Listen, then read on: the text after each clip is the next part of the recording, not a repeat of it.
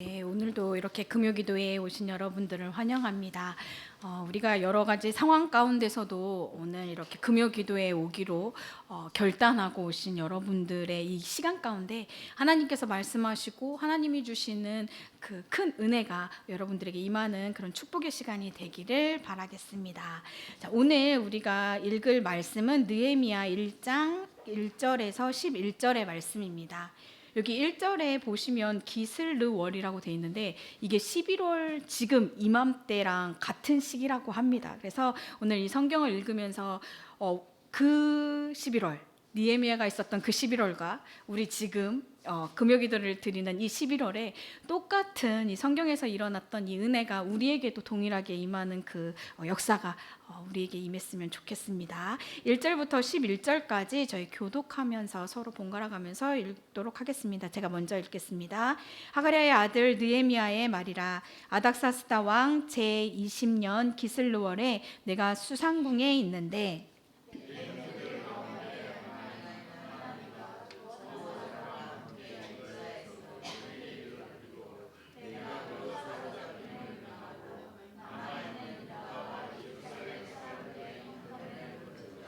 그들이 내게 이르되 사로잡힘을 면하고 남아있는 자들이 그 지방 거기에서 큰 환난을 당하고 능욕을 받으며 예루살렘 성은 허물어지고 성문들은 불탔다 하는지라.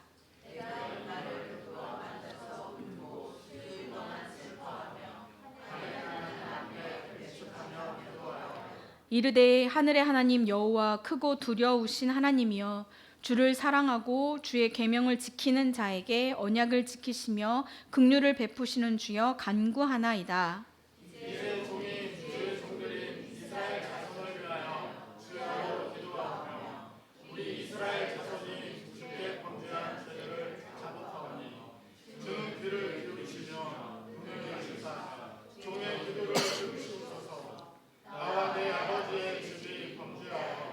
주를 향하여 크게 악을 행하여 주께서 주의 종 모세에게 명령하신 계명과 율례와 규례를 지키지 아니하였나이다.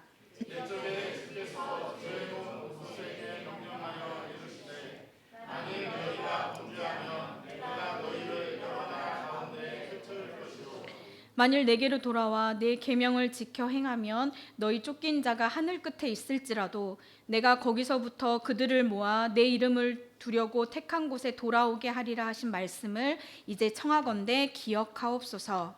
이들은 주께서 일찍이 큰 권능과 강한 손으로 구속하신 주의 종들이요 주의 백성이니이다.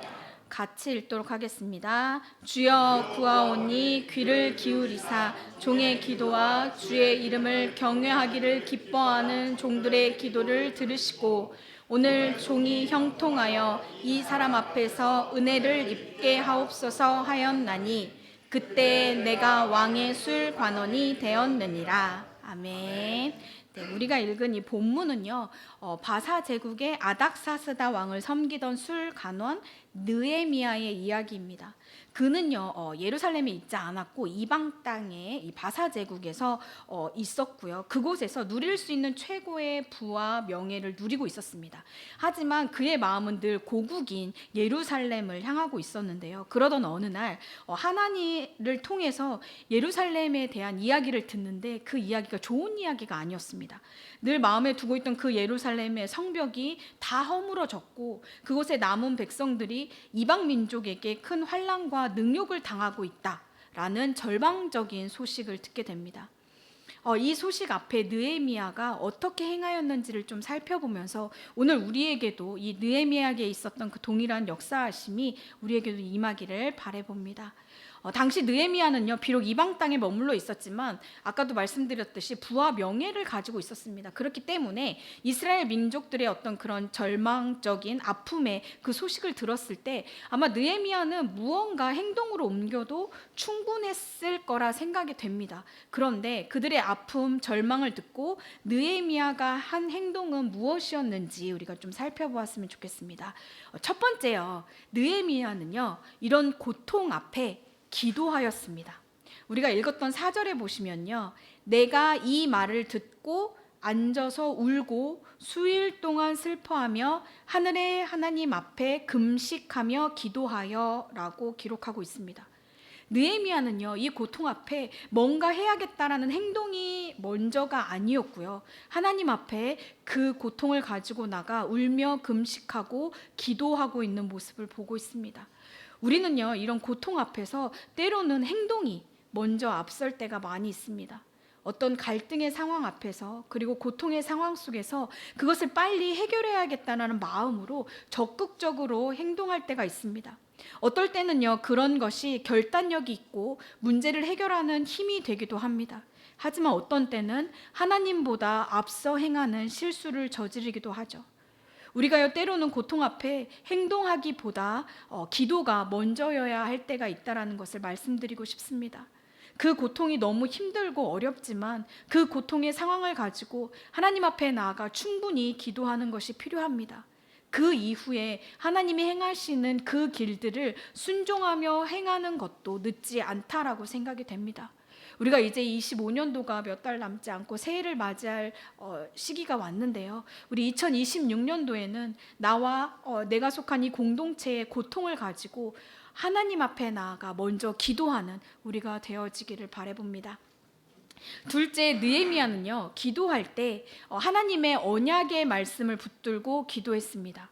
우리가 아까 읽었던 8절, 9절 조금 긴데 한번 같이 우리가 느헤미야가 됐다 생각하고 이 기도의 이야기들을 한번 같이 읽어봤으면 좋겠는데요. 8절, 9절을 같이 읽겠습니다. 시작.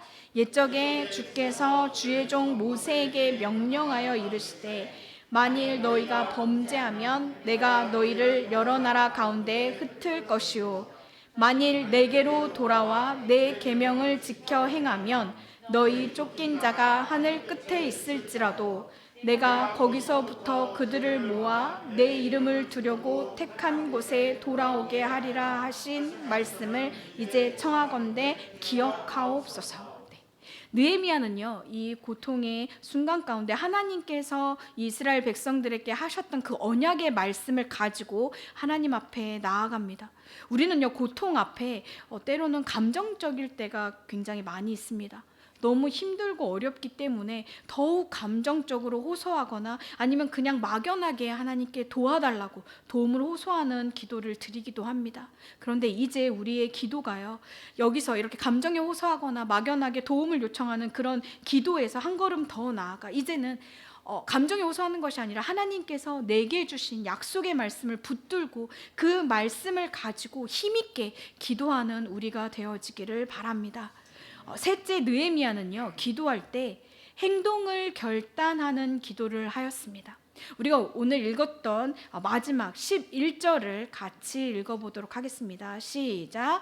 주여 구하오니 귀를 기울이사 종의 기도와 주의 이름을 경외하는 기뻐하는 종들의 기도를 들으시고 오늘 종이 형통하여 이 사람 앞에서 은혜를 입게 하옵소서 하였나니 그때 내가 왕의 술관원이 되었느니라. 아멘.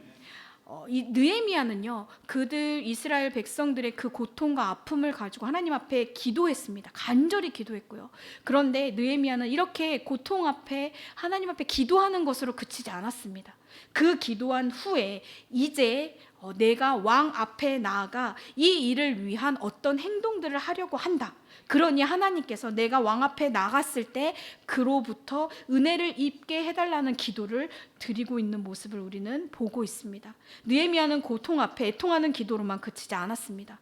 울며 금식하고 기도하는 그 과정의 끝에는요, 이제 내가 그 고통의 현실 속으로 들어가기 위한 행동들을 결단하고 있다는 것을 볼 수 있습니다.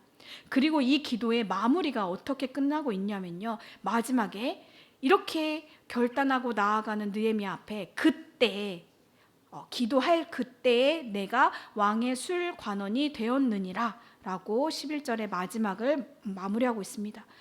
느헤미야가요, 왕의 가장 신뢰를 얻는 술관원이 된 것은 우연이 아니라 하나님의 뜻이었음을 우리가 볼 수 있습니다. 이스라엘을 회복시키기 위한 하나님의 일하심의 시작이었다는 것이죠.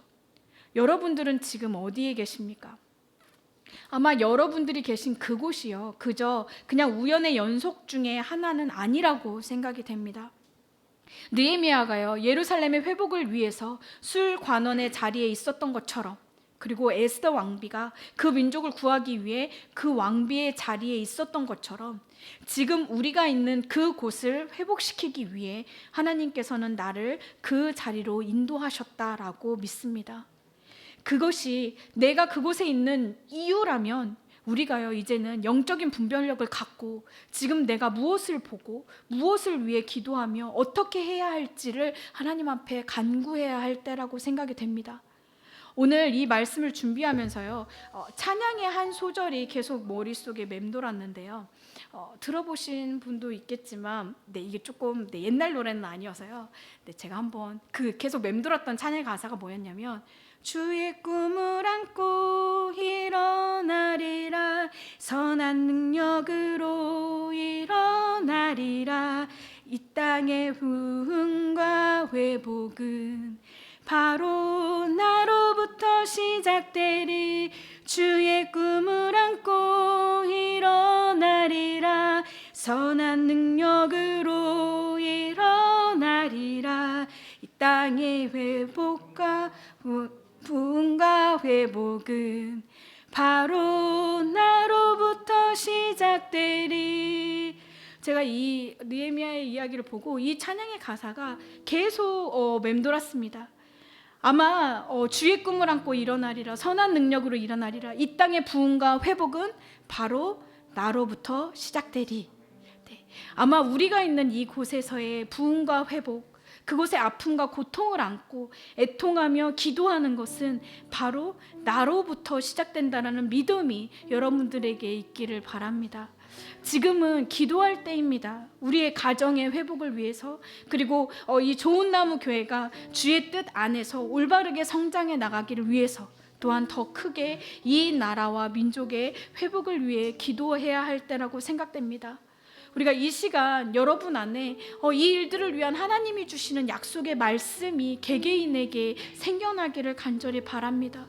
그래서 느헤미야가 그 하나님 앞에 하나님이 주셨던 그 언약의 말씀을 붙들고 고통 앞에 간절함으로 하나님 앞에 나아갔던 것처럼, 우리에게 주신 그 약속의 말씀을 붙들고 내가 있는 이 자리를 위해 기도할 때 분명 나로부터 이 땅의 부흥과 회복은 시작될 것입니다.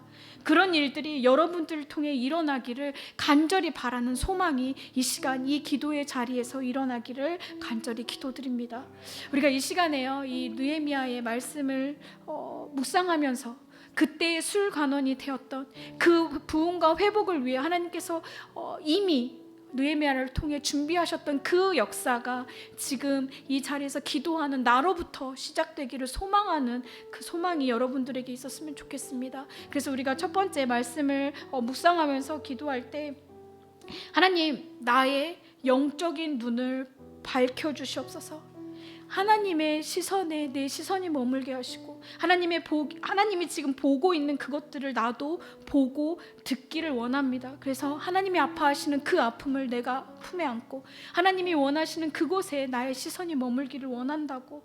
그래서 내가 그것들을 놓고 간절한 마음으로 느헤미야와 같이 그 아픔을, 그 고통을, 그 회복을 위해 기도할 때 나로부터 하나님의 부흥과 회복이 시작되는 그 시작점이 되게 해달라고 기도해 주셨으면 좋겠습니다. 혹여나 지금 기도하는 이 시간 가운데 하나님이 생각하게 하시는 사람이나 이렇게 떠올리게 하는 영역들이 있다면 그것들을 놓고 간절히 기도하는 시간이 되었으면 좋겠습니다. 우리 시간에 말씀을 묵상하면서 함께 기도하는 시간 갖도록 하겠습니다. 기도하시겠습니다.